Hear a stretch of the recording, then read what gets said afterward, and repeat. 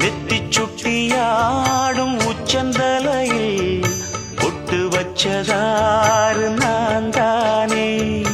அத்தி மரப்பூவும் மற்றப்படுமா பக்கத்தோணையாறு நீதானே. ஆசை பேச்சில் பாதி மூச்சில் லேசாதேகம் சூ